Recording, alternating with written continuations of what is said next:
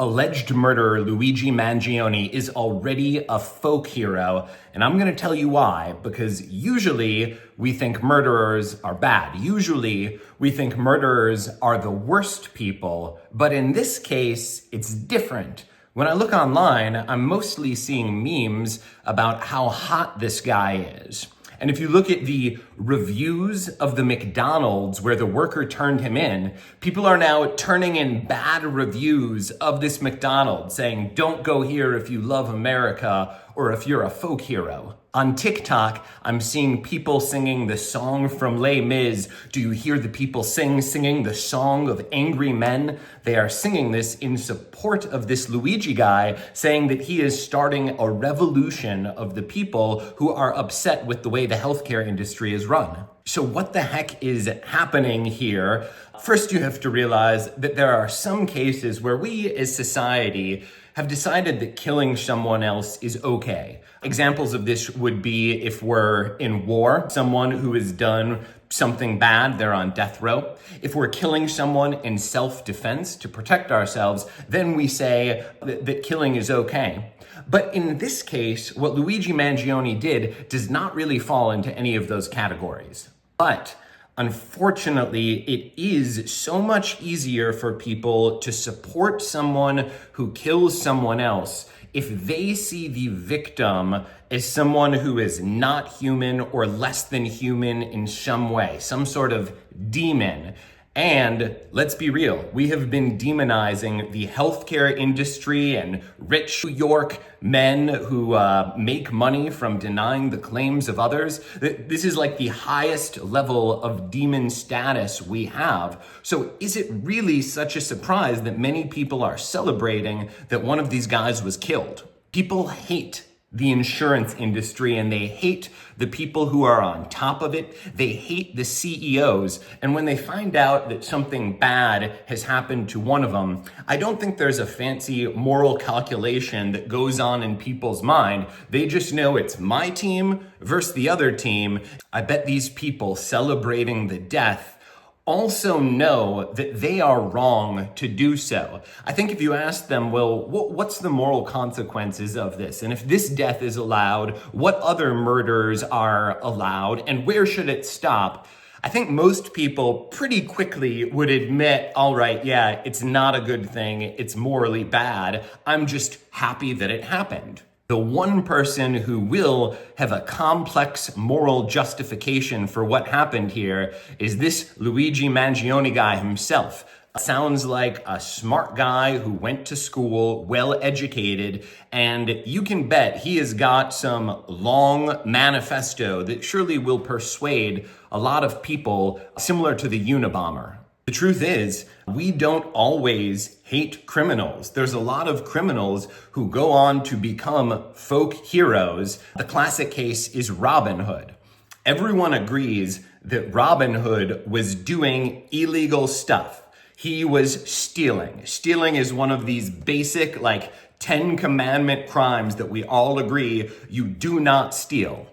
Now, what he was doing was stealing from the rich and giving to the poor. I think everyone still agrees, don't steal, but also we're like, boy, Robin Hood, it feels like is on my team, and given that I am so powerless, it is nice to see allies who are powerful and who can intimidate the elites. So even though Robin Hood is a straight up criminal, he has the support from the people. This might also happen with this Luigi Mangione guy, where I think there is going to be a big murder trial here, because this guy seems like someone who has something to say and knows that if there is a trial, he will be heard. And the question is, even though there's all this evidence against him, what is a jury going to do with this? Because sometimes the jury does not do what you think, and sometimes juries do not follow judges' instructions.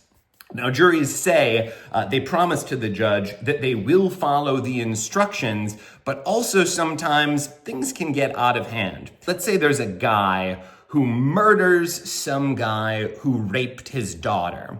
This is the plot of the Sam Jackson movie, A Time to Kill, where Sam Jackson has this great daughter, a bad guy rapes her, and then he kills the rapist. So we know that murder is wrong, it is a crime, and you can't murder people, right? And then in the movie, Matthew McConaughey, the lawyer, he says, imagine that this happened to your daughter. What would you do? Now, that's not a legal argument, and the judge has to tell people, like, don't think about that. You just have to follow the law. But also, people are only human. And even if they swear to follow the law, sometimes if people are personally involved or personally can connect with something, that affects their judgment. And most people do have health insurance, and most people do not have a good experience with health insurance. Maybe it's the fault of the health insurance, or maybe just if someone is sick, we know that things are going bad and people are not going to have a good time, but people are not going to be sympathetic to the CEO of a health care organization or a health insurance organization. Already we have to wonder what changes are going to come from this.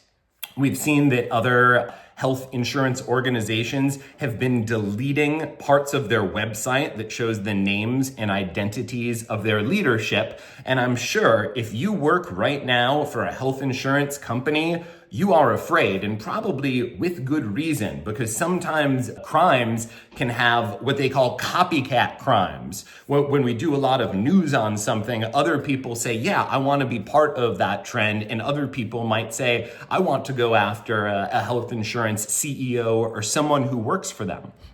Also now, I'm seeing in the media, they are revisiting the issues that many people have with health insurance and their practices of working to not paying claims when they don't have to. And you have to wonder, if this guy does affect policy change, how does that affect the moral calculation of all this? A deontologist would say, well, don't kill. There's just a simple rule. You can't kill, end of story.